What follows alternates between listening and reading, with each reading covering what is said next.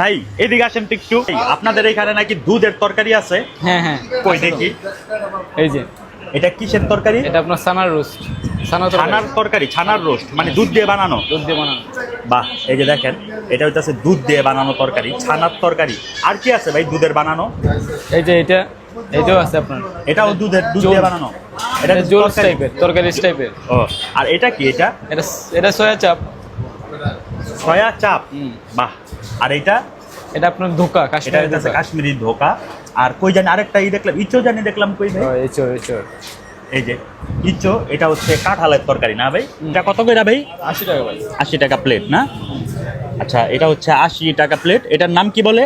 এটা আপনার best pulao. Veg pulao. প্রথমে যেটা নিছি এটা হচ্ছে ইচো নাম, এটা হচ্ছে কাঁঠালের তরকারি।